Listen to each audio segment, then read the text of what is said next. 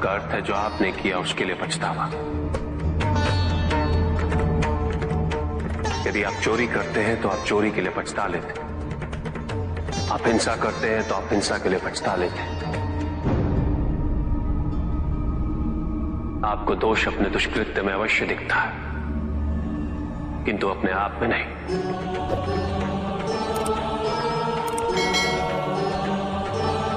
क्योंकि दोष आप अपने से बाहर ढूंढते हैं, उसके कारण अपने से पृथक करके देखना चाहते हैं।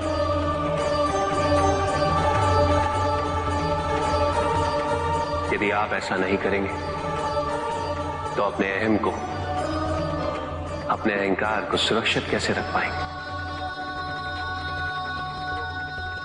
और इसके लिए सबसे सरल माध्यम बन जाता है पश्चाताप। तपस्या तो सभी करते हैं, किंतु केवल अपने स्वार्थ में। कोई भी ईश्वर को प्राप्त करने के लिए तपस्या नहीं करता।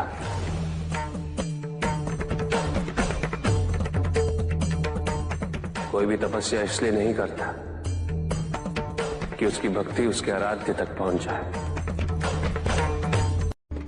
मृत्यु चाहते हो, मुक्ति चाहते, किंतु मृत्यु से मुक्ति प्राप्त नहीं होती। ना ही मृत्यु जीवन का अंत होती। सृष्टि ही जीवन, प्रकाश ही जीवन। और यदि जब हम नेत्र खोले और हमें प्रकाश की अनुभूति ना हो, तो इसका यह अर्थ नहीं कि प्रकाश कहीं नहीं। प्रकाश है। आवश्यकता है तो अपने नेत्र खोलकर अंधकार के परे देते।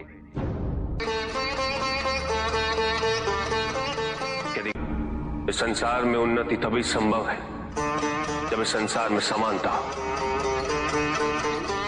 बराबरी। यदि कोई सर्वशक्तिशाली ही नहीं रहेगा तो कोई निर्बल नहीं होगा। यदि कोई बड़ा नहीं होगा तो कोई छोटा ही नहीं रह पाएगा। शक्ति के इस संतुलन को संतुलित रखना अनिवार्य है, क्योंकि ईर्ष्यापूर्ण प्रवृत्ति व्यक्तिगत होती है। वो केवल अपने स्वार्थ, अपने उद्धार तक ही सीमित रहती है। ईर्ष्या ही वो विष है जो व्यक्ति के हृदय में ना हारने की महत्वाकांक्षा को जन्म देती।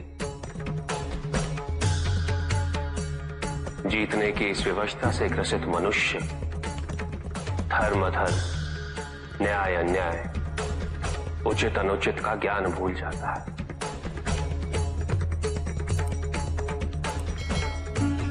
संवेदना, करुणा भूल जाता है। उसे स्मरण रहता है तो केवल जीतना, भले ही वो छल कपट के माध्यम से ही क्यों ना हो। एक असुर था, एग्रिप्ट। एक दिन वो ब्रह्मलोक गया।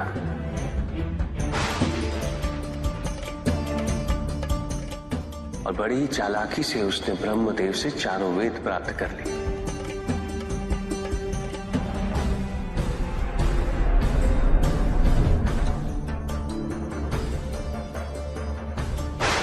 और जाके समुद्र में छुप गया, क्योंकि सारा ज्ञान वेदों में निहित है। इसलिए संसार से सारा ज्ञान चला गया। जब अज्ञानता का अंधकार फैलता है तो अधर्म बढ़ने लगता है। भगवान विष्णु सब देख रहे थे। उन्हें ज्ञान था कि शीघ्र पृथ्वी लोक पर प्रलय आने वाला है। एग्रिप्ट के साथ चारों वेद भी लुप्त होने का भय था। ब्रह्मदेव सृजन करता है। वेदों के अभाव में पुनर्जन्म की प्रक्रिया को पुनर्स्थापित करना अत्यंत कठिन। इसीलिए हयग्रीव से उन वेदों को पुनः प्राप्त करना अनिवार्य था।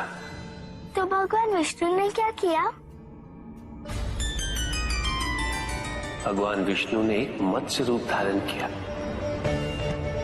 वो एक मछली बने और नदी में उतरे। राजा सत्यव्रत स्नान कर रहे थे। एक छोटी सी मछली उनके हाथ में आ गई। इतनी छोटी मछली?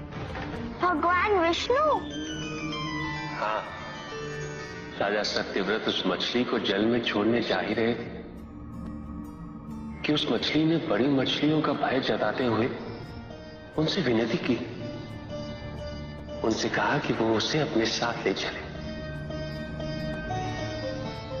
राजा सत्यव्रत अत्यंत दयालु थे। मछली को अपने कमंडल में शरण दे दी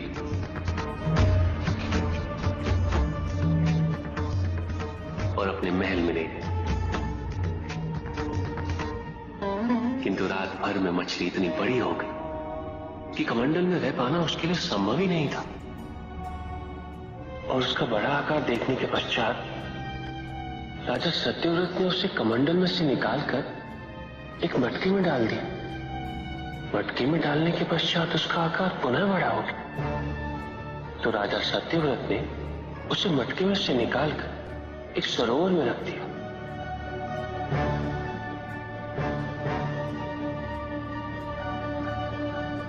किंतु उस एक ही रात में सरोवर में रखने के पश्चात भी उसका आकार इतना बड़ा हो गया कि उसे नदी में रखना पड़ा। किंतु नदी में रखने के पश्चात भी उसका आकार पुनः बड़ा हो और इतना बड़ा हो गया कि यदि उसे महासागर में नहीं रखा जाता तो उसकी मृत्यु निश्चित थी। राजा सत्यव्रत उसे महासागर की ओर ले गए।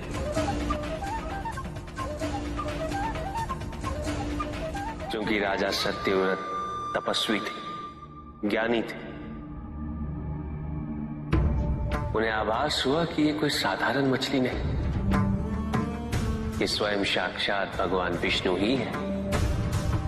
भगवान विष्णु राजा सत्यव्रत की उदारता से अत्यंत प्रसन्न थे। इसीलिए उन्होंने राजा सत्यव्रत को मत्स्य रूप धारण करने का कारण बताया। साथ ही उन्होंने सत्यव्रत से कहा कि आज से 7वें दिन प्रलय आएगा, समस्त पृथ्वी जल में समा जाएगी। किंतु आप सप्त ऋषियों के साथ साथ अनाज, वनस्पति व अशुद्धों की प्रत्येक प्रजाति के बीज और प्रत्येक पशु का एक एक जोड़ा लेकर एक विशाल नौका में सवार होकर मेरी प्रतीक्षा कीजिएगा। केवल एक ही स्थान ऐसा होगा जिसकी ऊंचाइयों को जल छू नहीं पाएगा। मैं लौटूंगा और आपको वहां लेके चलूंगा। ऐसा कौन सा स्थान था? हिमालय पर, अर्थात तुम्हारी माता के पिता हिमालय। फिर क्या हुआ? ऐसा कह के भगवान विष्णु समुद्र में चले गए और अपने मत्स्य रूप में उन्होंने हयग्रीव को ढूंढ निकाला। उस दुष्ट का वध करके वेदों को पुनः प्राप्त कर लिया। तो क्या प्रलय आया? हाँ, ठीक 7वें दिन। किंतु भगवान विष्णु के आदेश अनुसार राजा सत्यव्रत एक विशाल नौका में उनकी प्रतीक्षा कर रहे थे। तभी विष्णु जी एक सींग वाली विशाल स्वर्ण मत्स्य रूप में प्रकट हुए। नौका को मत्स्य से बांधते हेतु सर्पराज वासुकी का प्रयोग किया गया और विष्णु जी ने अपने वचन अनुसार उन सबको हिमालय तक सुरक्षित पहुंचाया, ताकि प्रलय के पश्चात वेदों के आधार पर संसार पुनः बसाया जा सके।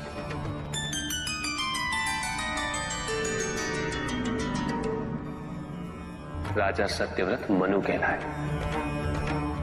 मनु अर्थात मानव जाति के प्रणजनक। इसी प्रकार भगवान विष्णु ने न केवल वेदों को पुनः प्राप्त कर अपितु समस्त संसार का कल्याण भी। अर्थात भगवान हर संकट में अपने भक्तों की सहायता अवश्य करते हैं। अस्थिरता तो केवल अविश्वास से आती है। स्थिरता के लिए विश्वास अनिवार्य। विश्वास और शांति की निरंतरता बनाए रखना कैसे संभव है? इस नकारात्मकता का प्रसार हम कैसे रोकें प्रभु? केवल इस जागरूकता से कि सब कुछ अहम से संबद्ध नहीं है। जब भी किसी व्यक्ति के कार्य में अहम भाव प्रबल हो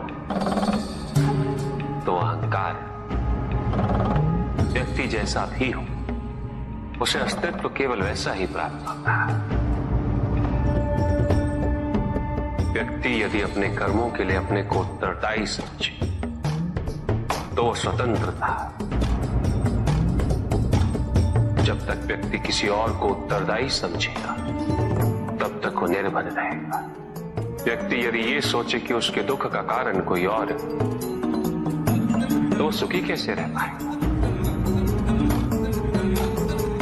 यह असंभव है, क्योंकि दूसरों को परिवर्तित करना उसके वश में नहीं। वो तो केवल अपने आप को परिवर्तित कर सकता है। यही एक स्वतंत्रता है उसके पास। जो पीड़ा है, जो कष्ट है, वो व्यक्ति के अपने फल है, अपने निर्णय के फल। और जिस दिन वो अपने निर्णय परिवर्तित कर ले उसी दिन उसके जीवन में परिवर्तन भी आ जाएगा। जिन्होंने जीवन के प्रति घृणा सिखाई उन सभी व्यक्तियों ने पृथ्वी को नर्क बनाने में अपना योगदान दिया। इसलिए अधिकांश व्यक्ति अपने दोष, अपनी त्रुटियां और अपनी व्यर्थता को जीवन पर आरोपित कर मुक्त हो जाते हैं। उन्हें लगता है कि जीवन ऐसा ही होता है और उसके समक्ष वो विवश है। वो ये नहीं समझते कि वो जिन प्रवृत्तियों को लिए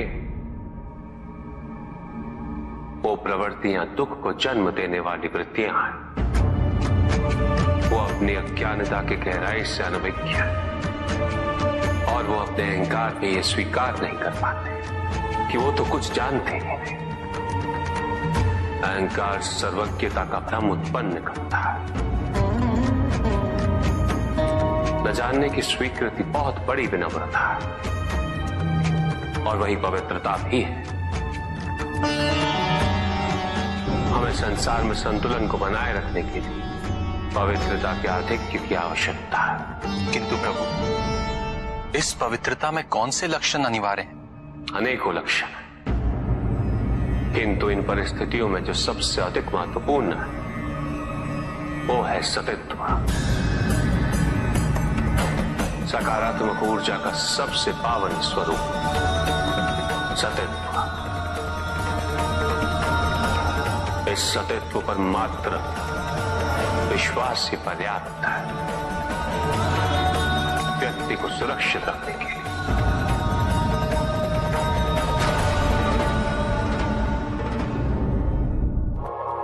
एक बार व्यक्ति सतित्व पर विश्वास कर ले तो नकारात्मकता सदैव के लिए दूर हो जाती है और संतुलन स्थापित होता है। अहंकार तो हानिकारक है ही, किंतु सतित्व पर अहंकार घातक होता है। जहां न अमृत, न विष, न सुख, न दुख, न स्वर्ग, न नरक, वही परम आनंद है। उसी परम आनंद तक की यात्रा है तुम्हारी। ये यात्रा आनंद के सानिध्य की है। ये यात्रा सानिध्य के आनंद की है और इस यात्रा में मैं प्रतिपल तुम्हारे साथ हूं। मुझे ढूंढो मत, केवल पहचानो तुम ही मैं हूं, मैं ही तुम। हर आरंभ का मैं ही अंत हूं।